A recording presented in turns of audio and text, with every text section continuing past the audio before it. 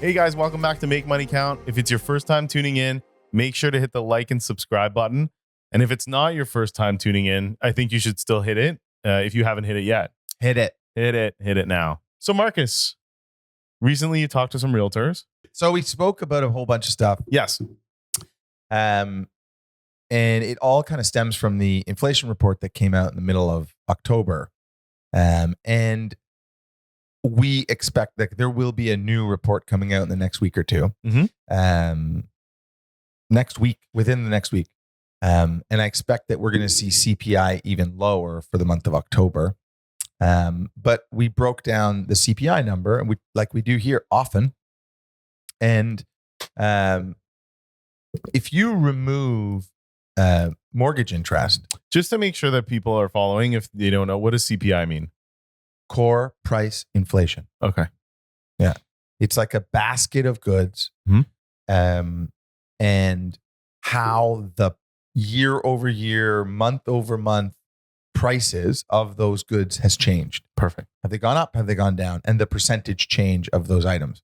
And it's done by StatsCan. Mm-hmm. And you can add and remove different components of the CPI. Right. So that's what we do, right? Right. And on this slide, you can see that if you remove mortgage interest, our annual rate of inflation is actually 2.9%. And if you look at just what households are spending, it's actually 1.1%. The effect of high interest rates on people's wallet is obviously doing its job right now. Right. And the major components of inflation are found in mortgage interest and shelter costs, gasoline prices, and food prices. Right. So gas prices we can't control. Shelter and mortgage interest costs are a direct result of the increased interest rates that we're seeing in the economy. Mm-hmm.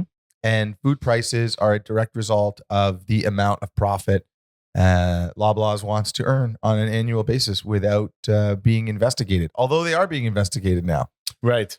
All right, why don't we have a look at the next slide? Lots of bad news. Business insolvencies are at a 10-year high. You know how horrible that is for the economy? Yeah. The fact that Canada is run on small businesses, and there is so little support for small businesses right now.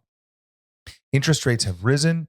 A lot of companies operate on their lines of credit. Those Mm-hmm. lines of credit would have gone from 2% to 7%. Mm-hmm.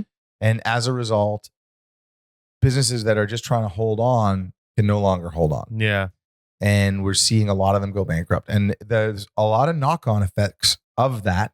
Just like when a business opens up in a neighborhood, it has a pronounced economic benefit for that neighborhood. When a business closes, it's not just like a small business, not just the 4 or 5 employees that work at the coffee shop that lose their jobs.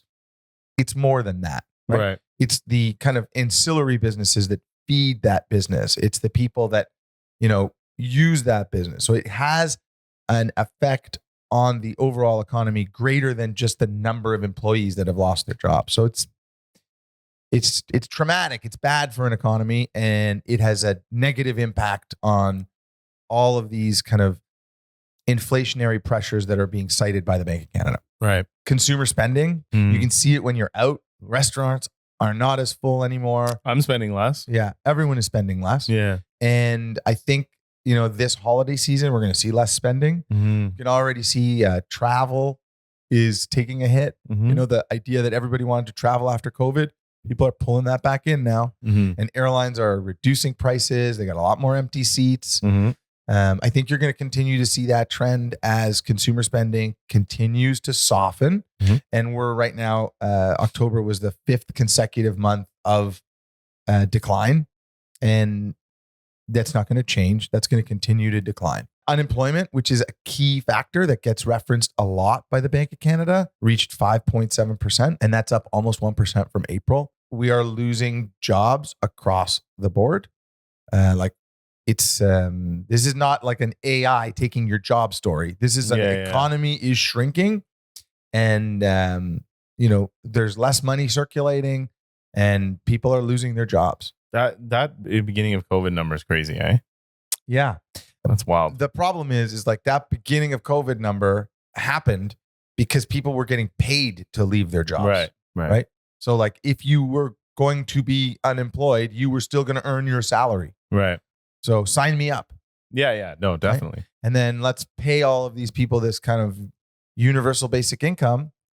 And let's see, the bank, that literally at that point was at the time when the Bank of Canada was assuring people that inflation was transitory. Right. Don't worry, we want any type of inflation. Let's just get the inflation. And then this was a really interesting stat, just understanding that almost half of Canada's GDP, like almost half of our economy is housing and housing related, bigger than manufacturing, bigger than oil and gas, bigger than finance and insurance. It is almost $300 billion, right? Like it is such a massive part of our economy. Mm-hmm. And like over 3 out of 4 Canadians feel that their wealth is tied into that home. Right. So when you see these news articles getting lobbed out there that like Canadians want home ownership to be more affordable, yeah, Canadians don't want the price of their home to drop. Right. Canadians would like to see interest rates come off. Right. But home ownership affordability at the expense of a massively devalued housing market will greatly impact the way Canadians feel and their ability to spend money. And it will cause a far greater problem in our country. Right. So like, it's important to be cognizant of the way the economy is structured. We talk about this a lot. Canada has mortgages that mature every 5 years, usually, Mm-hmm. right? Like you could take a 10-year, you could take a 7-year. But if on average, we have these mortgages that are maturing every 5 years, that means that every single year, a certain percentage of all of the mortgages is going to mature. Mm-hmm. So if there's 5 years of mortgages, that means that every year, about 20% of the mortgages are maturing. It's about 1.5 million mortgages that are maturing every single year. So over 120,000 homeowners are renewing their mortgage every single month. Right. And every single month, those homeowners are realizing that they have significantly less disposable income. And every single month, the effect of these higher interest rates further and further bakes itself into the economy, affecting more and more Canadians, and further decreasing the contribution of housing to GDP. Right. In addition, we know it's affecting a whole bunch of other segments of the economy because the share of wallet that the consumer has is decreasing. Right. Interest rates are pushing down GTA sales and prices. The real estate market in Toronto is dead. We are definitely now in a buyer's market in real estate, but there really aren't any buyers. We are seeing listings up. We are seeing the number of active listings up 50% year over year. It's a big number. Yeah. It means that they're sitting. A lot of properties are sitting. And then because this is from Treb, they say that average prices increased 3.5% year over year. I don't know. Real estate prices there's definitely downward pressure on real estate prices. Right. I mean, you can see it, you can feel it.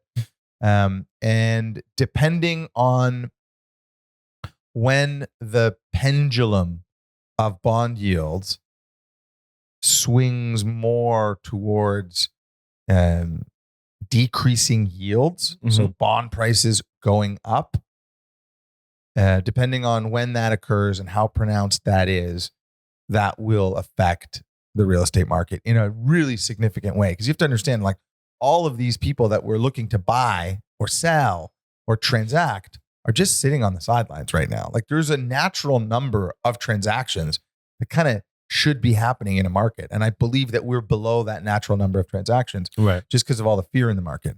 If anything, interest rates have pushed a whole bunch of inventory into the market, but there really is no buyer for it. If I was going to make a call, I understand that the central banks are telling us higher for longer, right? Like, you've heard that one now? Yep. First it was the pivot, and then it was the pause and the pivot, and now it's higher for longer. Yep. Well, I think higher for longer is also bullshit. Right. I think that higher for longer is just like, don't worry, inflation is transitory. I think that we are going to see interest rates come back down faster than even the market is expecting right now. Right. And towards the end of it, I'm going to show you the CDOR market, Okay. which we talk about a lot in our presentations. We talk about together, and it moves constantly. And I'll show you what it looks like today. But on average, we're looking at like the expectation that within a year, rates will be 1% lower than they are right now. And I'm willing to bet that we're going to see them lower than that within 12 months. Right. Which good news for a variable rate mortgage. So here's a little bit of what we were talking about, right? Like seasonally adjusted sales fell, right? So there's a seasonality to real estate. Yep. And so, we kind of expect that this fall market heats up a little bit and then it slows down. But we are, by all measures, way lower than we should be at this point in time. 100%. Yeah. And then those renewals that we talk about all the time, right? 1.5 million people are renewing their mortgage this year. And those people are all going to see significantly higher interest rates when they renew. And that is going to make the economy worse tomorrow than it is today. Every single day, the economy at current interest rates, the economy gets worse. Every single day. Every minute of every day, it gets worse until the moment that interest rates turn, right? That's the way you got to think about it. Yep. And we know that the banks are kind of waving the warning flag because of the sheer number and dollar volume of mortgages that they have that are negatively amortizing. Now, of course, the longer we go through this process, those negatively amortizing mortgages are going to come out of their current product and they're going to go into a new product. And that's going to be a payment shock for the customer. Right. And it's no longer going to be a negatively amortizing mortgage on the book of the bank. But how many of those mortgages that are coming off of that book, and to some estimations, it's like 20 to 25% of some of these banks' books of mortgages. How many of those consumers, of those borrowers, of those homeowners are going to be able to put up with a mortgage payment that's double what it was before? Right. Probably very low. Right. Very few. And the sacrifices that they will make in order to maintain that payment, right? In order to keep that house will dramatically impact the economy. Right. So as of today, the Government of Canada bond yield is at 3.8%. The bond yield reached like a height of close to 4.5%. And that was not long ago. It was like the end of October. Mm-hmm. We are seeing bond yields come off. Okay. When bond yields come down, it means that the price of bonds increase. Mm-hmm. If you want to make money in the bond market right now, you would buy bonds. You buy bonds right now that yield 3.8%. In the future, people will buy those bonds from you and they will not require a 3.8% yield. Right. They will say, you know what? I'm willing to put my money in these bonds at 3%. And that difference in the price of a bond, 80 basis points, you will capture. Right. Okay? That's like bond trading. Right. Yeah. So an investment now in bonds continues to seem like a very wise place to put your money. Right. Because everything we're seeing, with the exception of some verbiage that's coming out of the Bank of Canada, right? Like the Bank of Canada is telling us rates need to be higher for longer. Mm-hmm. But they're saying that to us as a tool. They're actually saying rates need to be higher for longer so that the economy doesn't start thinking that interest rates are going to come down and therefore start spending a little more in anticipation of that. Right. It's like market mind games. For sure. Yeah. They call it Fed speak. Mm-hmm. Right. Like back in the day when Alan Greenspan was the chairman of Federal Reserve, they called it Fed speak. Right. So like I love the bond yields, right? Like I always cite what's going on in the bond market. I think that it's a great indicator of what the market expects. I think that the more bad information that comes out, the more you're going to see those bond yields come down. Right. And there is not a lot of good information on the horizon, especially considering we're going to leave interest rates where they are. Mm-hmm. You know what I like even more than I like the bond yields? This chart right here. Oh my God, the CDOR market. It is a pretty exciting chart. I love the CDOR market. Now, as we sit here, there is an 80% chance. So this in the CDOR market, which is a similar to the bond market, where people buy and sell the probability basically of interest rates from the Bank of Canada going down in the future. There is an 80% chance that in March, interest rates will be 25 basis points lower. Which is great. Yeah, probably not going to happen. Probably not going to happen. But there is a 74% chance that in June, they'll be 50 basis points lower.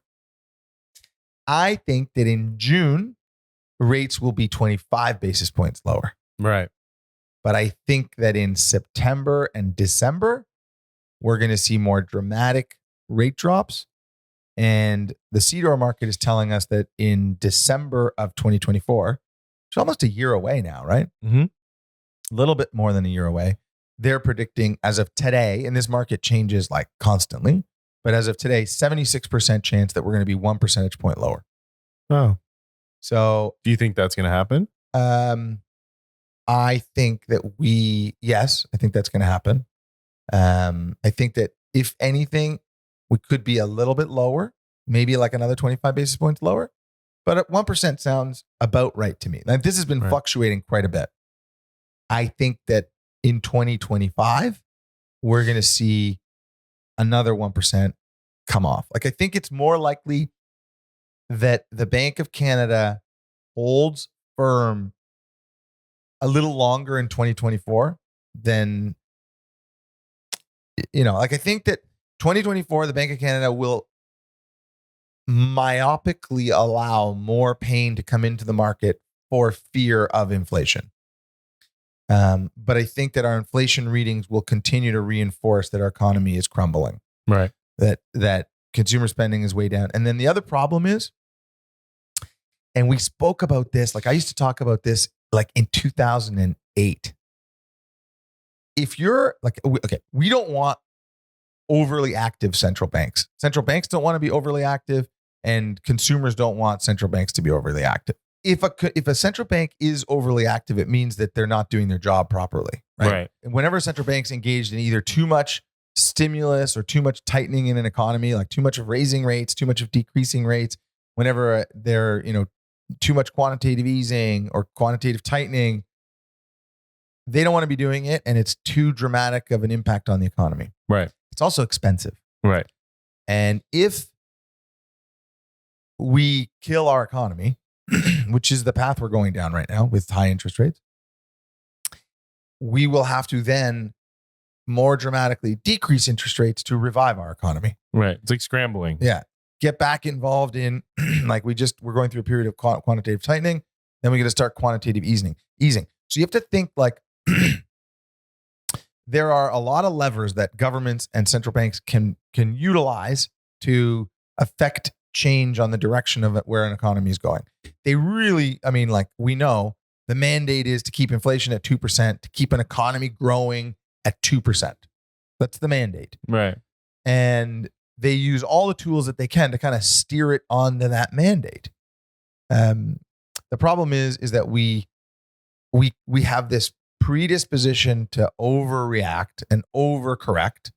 And inherently in the data points, the Bank of Canada is looking at inflation off of CPI, which is a lagging indicator. Right. We need to be more closely looking at the contributing factors into that inflation number. So to take anything from what we're talking about today is that 2025 the Bank of Canada rates are going to be lower than even what the CDOR market predicts. Correct. Yeah. 2024 is going to be a difficult year because there's going to be a stubbornness with our monetary policy that will leave it too high. Like I expect in 2024, we'll be complaining like, oh man, the Bank of Canada needs to drop interest rates. Right. And then we'll see them come down, and then we'll start seeing them come down faster than what we anticipated. Right. That's kind of that thinking is already creeping into the economy now, creeping into the mindset of the market now. So for sure, I hate saying for sure because different mortgage products affect different borrowers, but I don't know how you can avoid a variable rate mortgage if you're looking for a mortgage right now. Monitoring the CDOR market, monitoring the bond yields gives the Canadian consumer a really informed look at what product they should choose. Right. With mortgage rates at 7% and people holding a lot of debt, any decision that they make today can make such a dramatic impact on their financial health going forward. So it's important. Good show today. Thank you. I missed being here. I'm happy to be here. Thanks so much for tuning in, guys. Make sure to hit the like and subscribe button. And if you have any questions for Marcus or myself, don't forget to put them in the comment section. Hit us up on Facebook, Instagram. You know where to find us, and we'll be in touch. Looking forward to talking again.